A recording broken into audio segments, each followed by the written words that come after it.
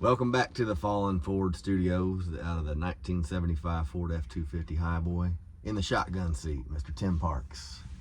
Hey man, it's great to be here. I've just been so nostalgia owning a truck similar to this and remodeling it with I should say restore it, remodel and be a house, right? Yeah, so Kind of the same thing. Yeah, but this is awesome, man. Thanks for having me. Man, we've been trying to get you out here for a while, and it finally happened. Yeah, right. So we kind of, I say we. Yeah. I don't know, anybody watching this, we want to know about how you got started, what you do for a living, kind of how you got into the music industry.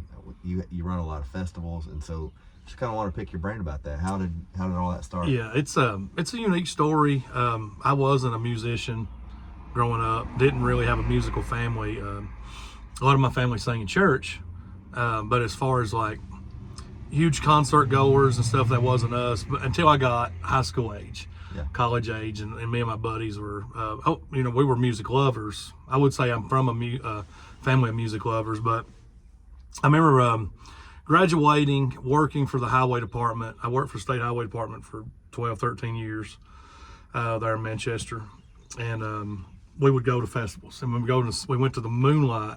I think it's the Moonlight Festival in Somerset. Mm-hmm. And there was Chris Knight, which we had seen everywhere. But I remember going there with my buddy Kenny.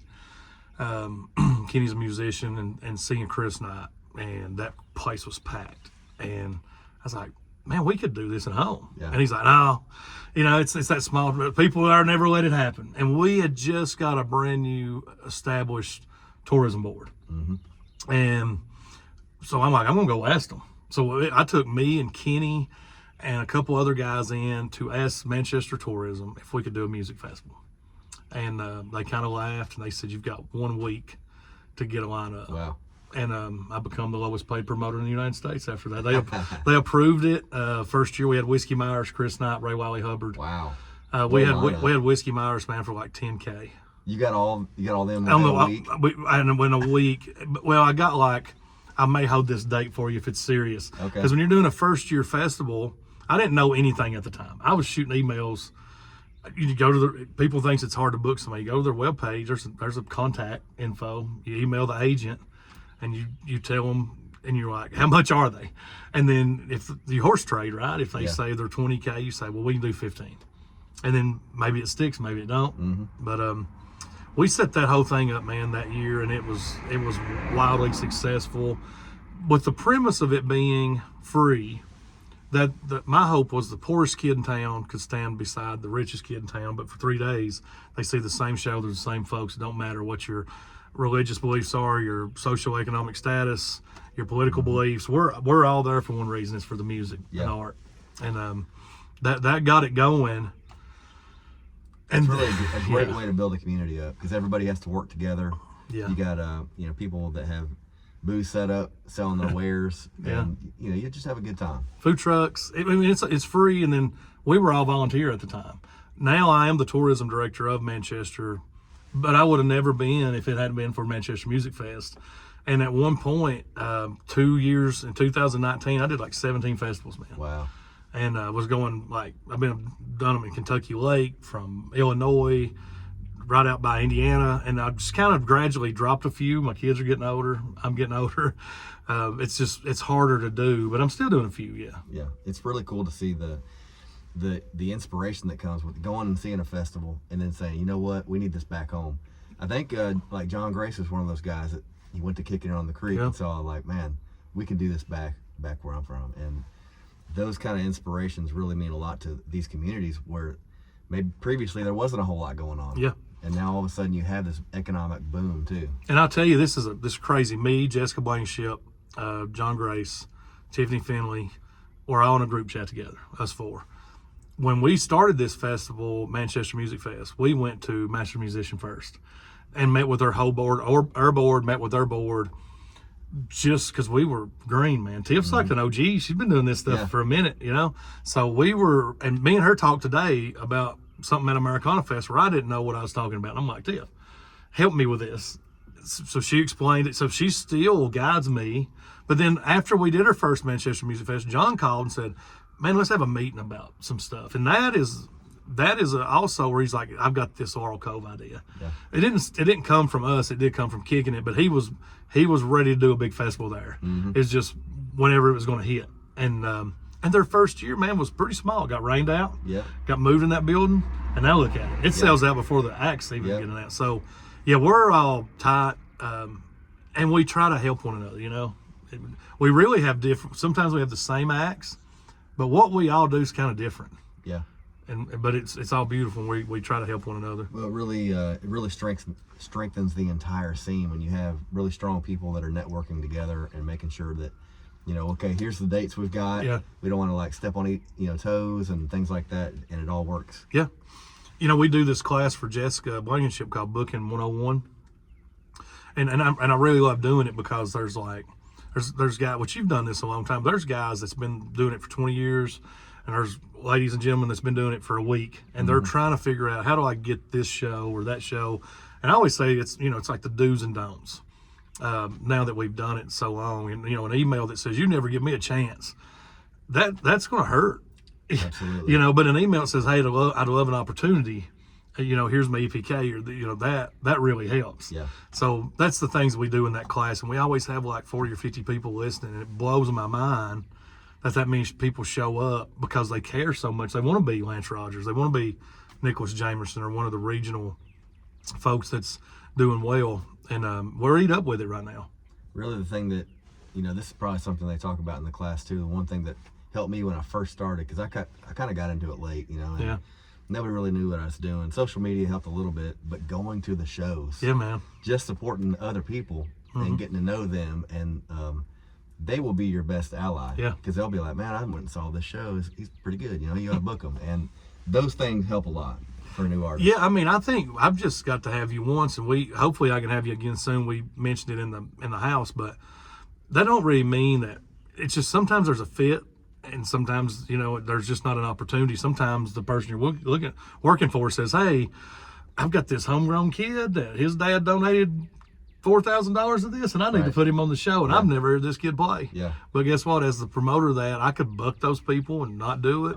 But typically, what's it hurt to let the homegrown boy play? Right. Open the show up or do whatever, and it gives him some, lets him get his feet wet. Yep. I've seen these guys, Lance, that goes on TikTok, right? And they got 1 million followers, and they're sitting in their living room, they're playing a guitar, and they're awesome. And then we put them on the stage for the first time with a band, and it goes flat, bro, because they've never been in front of that live audience. And that's different. And then they don't know how to communicate or talk to the live audience, and they never really play with a real band. So I don't even have TikTok. I'm one of the rarities. I don't have Instagram. I don't have Twitter. I've got the old Facebook.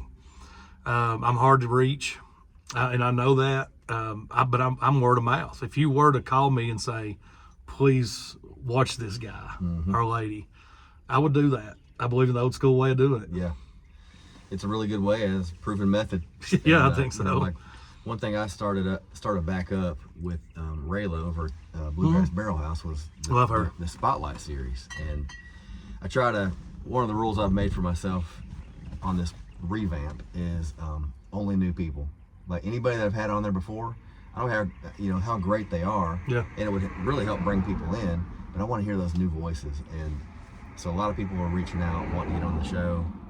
But ain't it weird? Like you would think, every state don't have that many people doing it. Right. Like, because when you say new voices, if you go to Delaware right now, you may get through 3 months, and you're gonna have to, Exactly. you're gonna have to recycle. Yep. But you're sitting here in Kentucky, where every week, every month, you can have new voices. Yeah. It's crazy. And we may do a lineup where it's like the OG Spotlight people, and Yeah. like do a stack lineup of like people that have played before.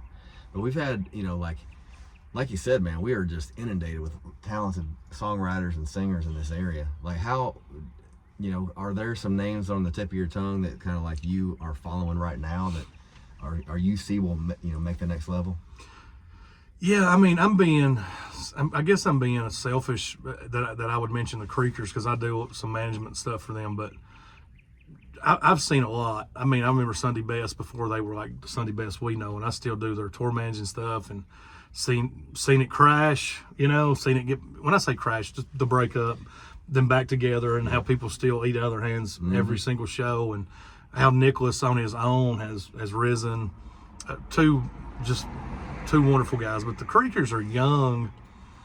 I mean, like their two lead singers are 26, Yeah. and then their cajon player just turned 21 just recent February. The other guy, his brother on bass, 22.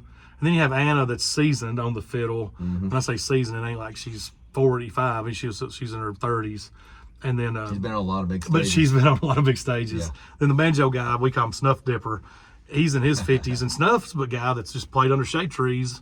He's had opportunities to play with everybody. It's just like things never worked out for him. But I have watched that thing come from playing Pat's Snack Bar in Manchester to letting them do a show at Ponderosa Pines just for no money. They just want to play in front of people. Yeah. To like making really good money now at some of these gigs, and all bluegrass promoters calling, and then not just the bluegrass promoters, is like the Americana promoters now saying this is a different type of grass. Yep. Like this is I want this grass in my show. And man, their shows this year, it's like they're in Laurel Cove, Spirit in the Bluegrass, same weekend. They're in both of them. Masters Musician, Manchester Music. Like they're in every show in Kentucky that I know that they're. And it ain't really from me. It's like what they have done in less than a year. Yeah. It's crazy. I remember seeing them early on, and they demand attention when they get up there as a group, and then you hear that voice, and then they do a couple very strategic covers that people know. Yeah. And get the audience involved, and then it's that word of mouth. Like the Creekers now, they're playing a big show coming up with Rye Davis, right? They're playing the Basement Nashville this weekend. Yeah, and so they sold the Basement out. Golly, I guess February. It was a big snowstorm. I remember traveling back in it, and I also do some stuff with Rye. His wife Brandy has a management service now. I think it's just Rye and Brandon Martin. They're on. It's like long haul management. Because that's another thing, Lance. Like there's a lot of management things in Kentucky now that when I started this, there was none. Everything went through Nashville. I guess a few people was managed by people like me, but I don't have a name. It's not like Tim Parks Management. It's like I don't take $1. So if I believe in you, I'm just going to say, hey man, I'll help you all I can. Yeah. If you ever make it to the Opry and start and get a tour bus, I may jump on board. Yeah. Then you can pay me something, right? I don't want your money. That's how my management is right now. I'm with Freight Train Management, and she kind of, when we talked about working out this deal, she's like, I don't want to take any money. I want to help you out, and then we maybe get to the point where it makes sense for me to do that. Then we'll talk about it. And I don't want to book anybody. Like that's the hardest thing in the world, right? I mean, you can email 80 venues. You may get 3 shows. May get 3 responses. Right. You don't know. So I don't want to try. But if I know somebody, I don't care to pick the phone up and be like, hey man, there's a hot young band that I'm working with. I want to look at them. And I think that I've earned some respect in the industry, the music industry here, and so I think that does carry some weight. But I don't want them to do it because it's me. I want them to do it because they believe in them. Yeah. And Rye's the same way. I've been working on and off with him not on and off, just been working with him since 19. The first time I heard his vocal, I'm like, okay. Yeah. He's strong vocally. Absolutely. Puts on a great show. Absolute charisma. I saw him at let's see, this was back in Lexington at Austin City Saloon one time, and he controls the stage when he's up there. And he loves that interaction with the audience. Yeah, and I feel like the Creekers have that. Like, and I feel like Nicholas has that. Yep. I feel like some people don't. You don't have to, but sometimes the really good ones, they have that. And the thing that's unique about those 3 is there are really none of those listening room guys. Like Sunny Best ain't a listening room show. Right. The Creekers definitely is not. They're going to go as hard as they can. And Rye, he plays so many bars. They're not listening rooms, right? So those are guys that you have to demand that audience or nobody's going to listen to. It's going to be so loud. Exactly. But if you can make Austin City shut up, my God, you can make anybody shut up. Yeah. Yeah. There's some techniques you learn along the way on stage to get people to shut up. Yeah. Like you don't have to call them out every once in a while, but even with the way you control your volume, you can bring the volume right down with your volume and then bring it back up. Okay. But there's, and that comes with time. Yeah. It does come with time. So Tim, you got a lot going on. You got a family. You're in the sports. Your kids are in sports. Like, how involved are you with the kids' sports?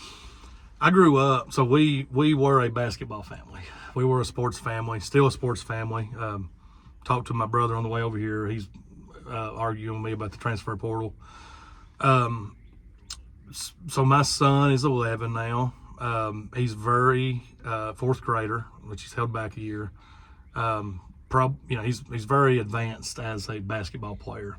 Does all three sports. We got travel baseball this week in Danville, so we do the travel basketball. Yeah, and then I coach third through sixth grade elementary school at Manchester Elementary, where we haven't been beating the county in 2 years.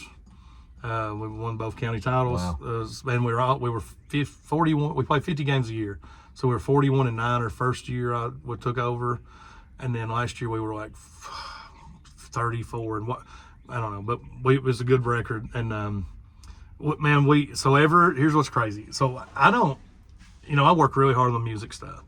Right now I do more in basketball. So tomorrow I got individual workouts with Manchester Elementary. Third and fourth grade will come in at 5 and 6. At 6 and 7, the fifth and sixth grade will come in. And I also do individual work with kids in the county. Just any kid that wants to come do it. So I do that 4 hours with each session. On Wednesday, and I'll do an hour session on Thursday. And then I'll probably go to Nashville with the Creekers on Saturday. You have you have time to sleep? Yeah, man. It's like Chas. I got it. So I got I've got a 9-year-old daughter, got a 5-year-old daughter, just turned 5. Audrey's very advanced in dance. She's the middle child, and Eden just started preschool. So Chas understands that it's this is a passion. Basketball is a passion of mine. Plus, I got some skin in the game with my son.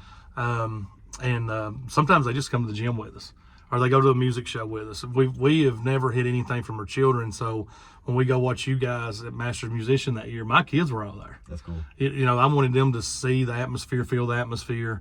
There's nothing wrong with being a child at a festival. I tell people that all the time. Yep. Just because somebody's having a beer, ain't gonna hurt your child. Right. They're having a ball. And so Chas, naturally, I was with Sunday Best working that night, but she took them back to the room, and the next day they're like, "Daddy, that was awesome. That was fun." They bounce from stage to stage.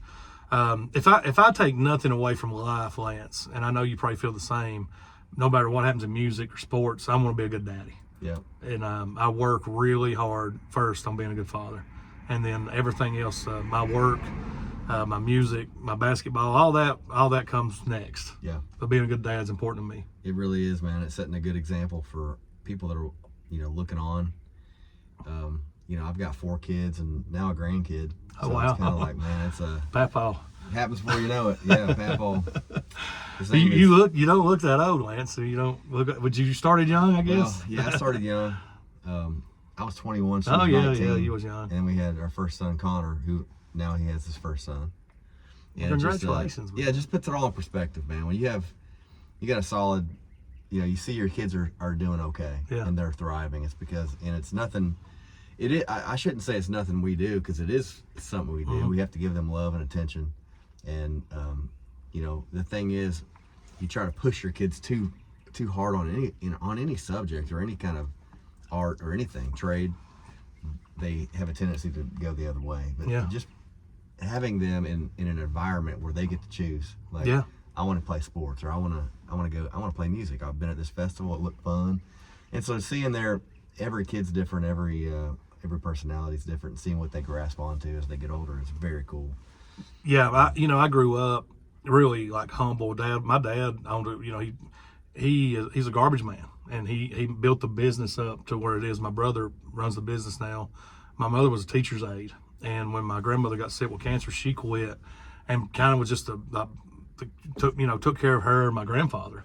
So we didn't have a lot of money, man, and still don't. If I get any money, we spend it. But it's like I wanted to, Papa always said anything worth having is worth working for, right? And I tell that to Maverick. We do a lot of individual training, and but it's that way in life. Yeah. It's that way in music. It just don't happen. Sometimes we was talking about the Creekers, when you've seen people that like boom, and it just goes, and then I've seen artists get mad and be like, they've not paid their dues, and they're making way too much money. Hey, that's part of life. Yeah. It happens, right? If we're all not going to make the same amount of money, have the same amount of success, but let's find our place. And also our place to be good people and help one another out.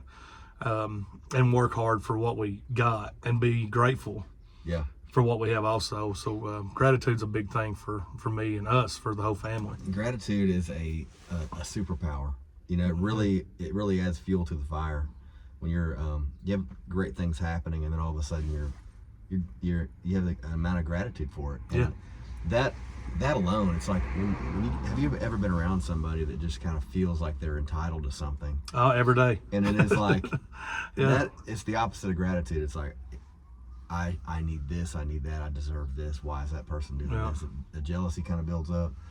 It's like they are fighting against themselves Yeah. in that situation. And when word spreads, it's like nobody wants to work with somebody like that. I stay away from those people. Yeah. Like you said, no, because I'm not going to book somebody that's talk trash about somebody else on the social media. Yeah. Because they don't know, they don't know why those people are getting, but they don't know the story behind it. Exactly. So why are you entitled? I mean, if I go and make a proposal to get a show and don't get it, so be it, man. Mm-hmm. Whoever gets it, I'm going to wish the best.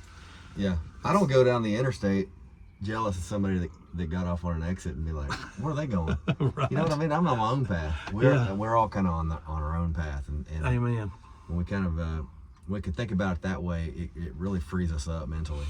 But yeah, there's a lot of great things you're doing, man, in the community and personally with being a family man, and I'm glad you came on the show. You know, part of the show is like talking about something that we've had to overcome, or a time we felt low and maybe struggles and things like that. And I always try to get, your wisdom nuggets about, things that you've experienced in life. And is there anything that maybe comes to mind about something that would be encouraging to somebody out there watching the show? Yeah. Besides what you already said. Which is, I mean, there's a million things, really. I mean, even in the music, I've been hurt. I've had my feelings hurt a lot. I'm sure most of us have. And been burnt. Had close friends that I don't even speak to anymore based on, things that's happened. But I think I got divorced. I got married kind of young too. Got divorced. Looking back on it now is the greatest thing ever because we get along so well. We got so many people to be with it. We got a whole army for these kids, but I feel like if you, I don't think nobody knows what it feels like to die, but divorce has to be the closest thing to it, right? Tough, And I think the people that's been through it, that's been actually, had kids and been through it and been married longer than a few months, that hurts. And then so you feel like a failure. Because I come from such a strong family where nobody got divorced. Mm-hmm. Very Christian family. A lot of people are so educated in that family that just it didn't matter what happened, man. They were staying. They were sticking it out, and I wasn't able to do that. So it felt like a failure, and it kind of went off the deep end, man, for a year or so. Like just didn't have the right mindset. Was running really hard, staying out late, just chasing something that wasn't there. Mm-hmm. Did that, and so I'm laid in the bars. There was not a sober breath for 6 months from me, like just just lost, didn't care. People was trying to help me. I mean, I probably should have sought professional help. I was in that bad of a shape, but there was a few things happened. I got a couple of wrecks. Woke up in some strange places. Just some things that you're just waking up alone after a year.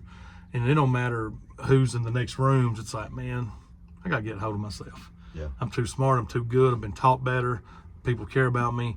Man, that was hard. But then it gradually, one thing that helped was volunteering for like music shows. Mm-hmm. Volunteering in my town, my city. Anything that was there to volunteer in. I mean, I really woke up one morning and said, I'm gonna do something that means something. And I don't know what. I'm a believer, so I feel like God just said, "Man, get your stuff straight. It's time. Yeah, you're gonna kill yourself." And that led to where I'm at now. It led to doing the music shows.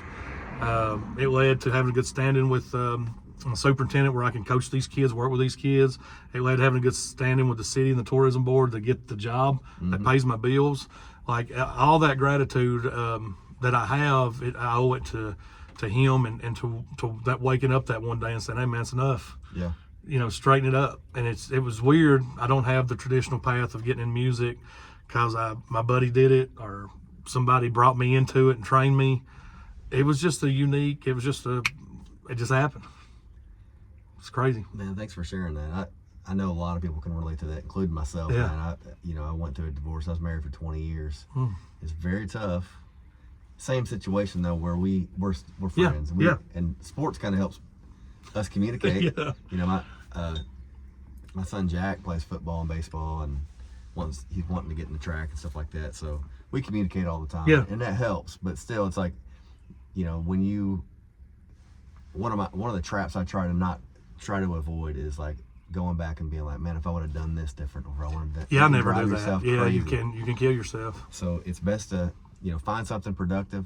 Music helped me. That's really when I started deep diving into songwriting. It really did help. And there's some things out there that I even hesitated even putting it out, but I knew at some point somebody would resonate with some of these songs that I was doing. Yeah, I mean, the divorce songs, being a divorce guy, you want to hear divorce songs. Right. You know, like people think you don't, you do.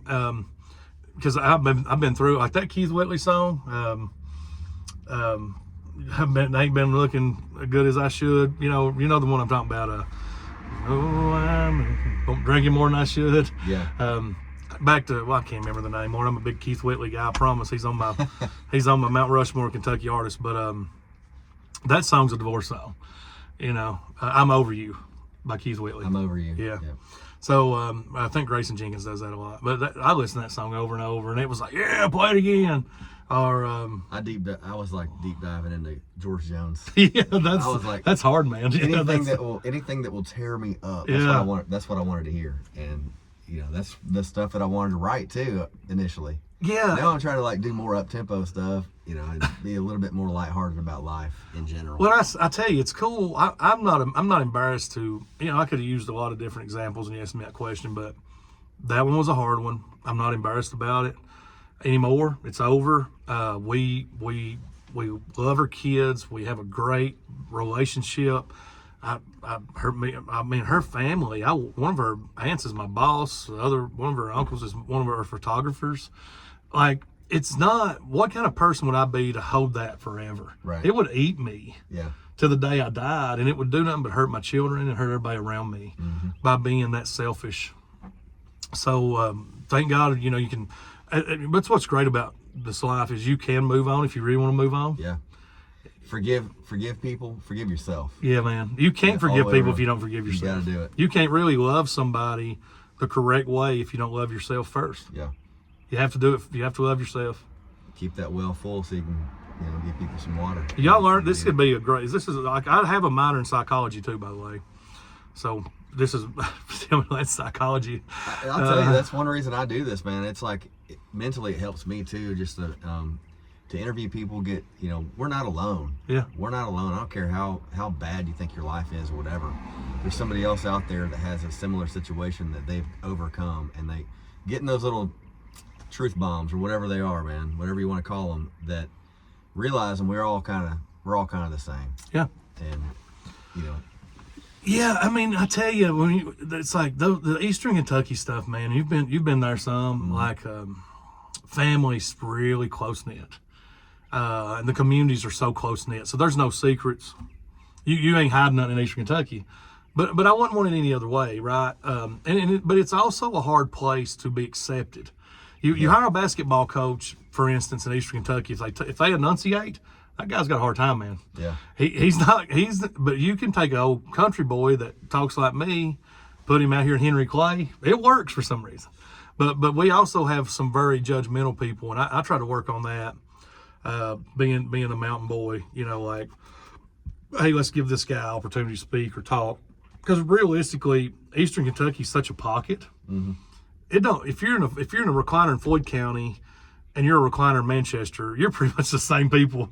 You know, it's just an hour and a half away from each other. Yeah. But if you're in Bardstown, you enunciate and you do things different. And that's one of my favorite cities in this place. And you know, being in tourism, I showed up here. The first thing I said today is like, this thing across the road lands. This is awesome. Like I love where you live. I love this area. I'll probably ride around for 30 minutes looking at things I haven't seen. And I love the state.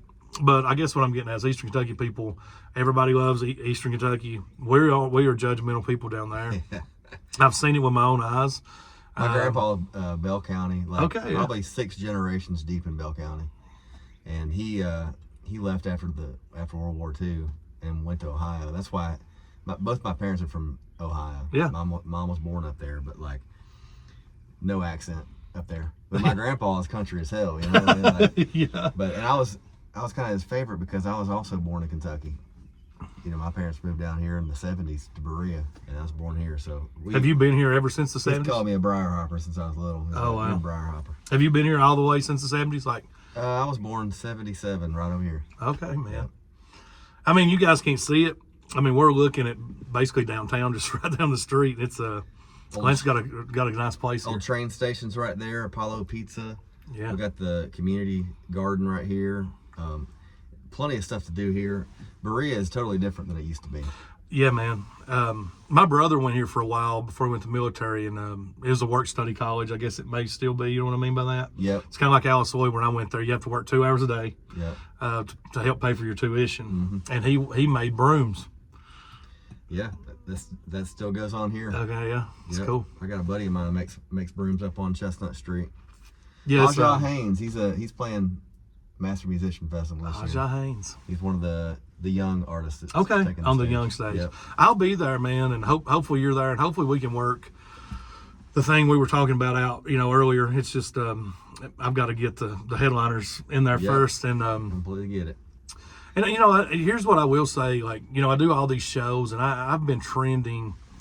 Like, I'm a bluegrass guy. Yeah. I absolutely love bluegrass. I love bluegrass shows. I love the bluegrass family. I love just the atmosphere, the people. I love the tradition. This bluegrass started basically right here. And but naturally I can't book every show bluegrass. I just did one in Covington. We had Brothers Comatose, Rob Ikes and Trey Hensley, and Lindsay Lou. And there's so much like argument. I there's like listening rooms, then there's festivals, then there's venues, and I'll say this, and I know you didn't ask me this question, but I always want to get it out there. There's nothing wrong with listening rooms. There's nothing wrong with a cover band at Austin City. There's nothing wrong with bluegrass bands that don't play slow music. Like, everybody has their thing, and if you're going to talk, don't go to a listening room.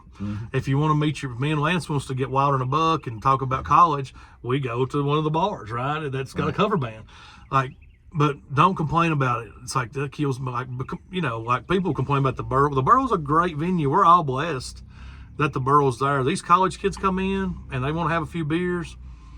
They don't know listening room sets going on, guys. And I hate it that they do it. And somebody eventually tells them, watch those people that do that. They'll leave a lot of times because somebody at the bar will say, hey, shh. It may take them a beer or two. They'll tell them that's enough. Yeah. But then some shows there is not listening room shows. Some shows are rock and roll shows. So there's a fine line, right? And we've done them all. Like, when I do a listening room, I'll say, hey, put your phone on vibrator silent. If you got to speak, you got to walk outside. But crowd participation is welcome to clap, to do whatever. Yeah. But then I trend to I like the foot stomp a hole in the ground. I like fast music. Yeah. I really do. That's my thing. Where John really loves the slow music, man. He loves it. Yeah. Tiff's like in the rootsy stuff. It's got everything in between. And I think that's why we get along. Like, we don't compete. We all do something a little different. It's such a great variety, man. Yeah, man. I told John before, I'm like, man, I can't go to this show. I can't, because I fear, like Bolander. I've had Bolander a lot. He'll play like one song, say, well, now that I got my fast one out of the way. Yeah. And he'll go on. It's like, but Bo's a little different because I guess it's a thing where I know, but I just love Bo. I think he's got great stuff, man. And he kind of touches you down in here when you start listening. Yep. But it's also disrespectful. Bo couldn't play at Pat's snack bar here in my town because it's allowed there. Yeah. And you got to know that going in. This place is not going to listen to you. They're going to drink beer. They're going to have a good time. Yep. It's not a listening room setting. So you probably shouldn't be playing here if you want people to listen to you. Yeah. Well, if you get people up on their feet dancing, they don't have time to talk. Right. That's It's right. like, keep them on their toes. Yeah. But yeah, we have so much talent, so many varieties of venues to play to. We're kind of spoiled around here, honestly. We have golden opportunities for a lot of people, even guys, girls that are just starting out, they still have a place to play. And but that's one thing they got to get used to pretty quick is like playing shows where nobody gives a damn. Yeah. We're like, You know, I told Nicholas, this is a true story, and I don't think he'd care if I shared it. He was feeling a little heat or being a little sad one time because he does the first year he did Sleeping in the Woods. There was another festival going on. I don't even think it's a festival anymore, but he got a bad message about. And you got to think, well, he was like probably like 3.5, 4 hours away from this festival. And it was like, I can't believe you would do this on the same time that we're doing this. Two totally different festivals, two totally different things. And I said, I remember saying, hey man, don't sweat this, because we've prayed for this. Like, people now say, God, there's another festival. There's too many festivals. We sat back in 2017. I remember people begging and praying for more of this to happen. Now we got it. So be grateful that you got it, because some states don't have this. Yeah. You can be a guy now, and let's be real. Like, does it hurt? Some people don't have to pay as much, but I bet you're making as much money as New Hampshire or some. I don't know. I don't know. I don't know the going rate of Alabama, but I do know we're eat up with it. People have platforms now. They have places to play. All the new venues that come up, people want to book music now. It's a big thing in Kentucky. And people like you, people like Nicholas, Tiffany, John, Jessica, Eric, Bolander, me, we've all got to see that. It's not been really a slow burn. This thing's happened pretty quick, man. Like, and Sunday Best was the people that kicked that door down for somebody like Tyler Childers, to let it be known Eastern Kentuckians and all these people that was campfire pickers can go out now and sing at a bar, and it's okay. Spill your guts out. Talk about your hometown. It's pretty wild to see it, man. And I don't know, maybe 6-7 years. So much has happened. You look at Tyler Childers' career and what has happened in such a short amount of time. Even like with Sunday Best, where they had the split up, they got back together. It's kind of like Chris and Nick both have their own separate Yeah, things they do, too. yeah. And so anytime they have a show, it's like it packs out. And you was there at Masters, like, they sang every word back. Like, that's stupid. And I get to see that. I see that in Nashville. I see that in Indiana. And I'll text like promoters and say, man, you might want to book them again. right. You ain't had them since this is still a thing. And, and they're really smart about it. And me and you could talk about, they do limited shows. They don't oversaturate. They're picky. They have a very loyal fan base. A very loyal fan base. And then you'll see guys my age that was growing up to that.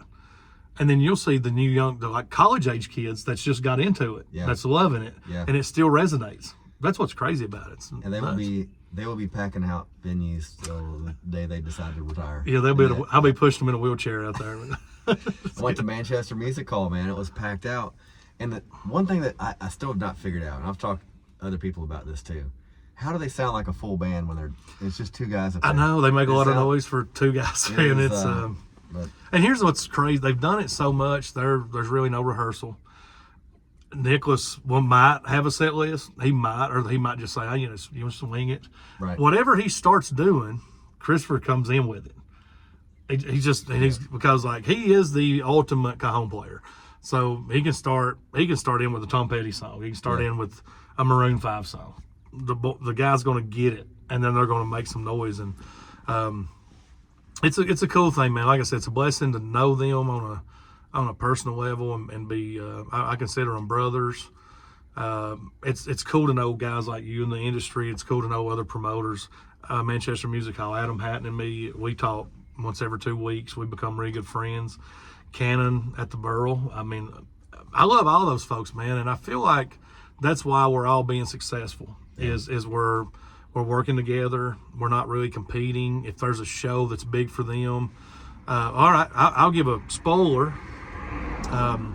In May, our headliner plays the Burl. That's the Radius Clause, and I told Cannon I was cool with that. So we could, and a bunch of my Music Fest boards going.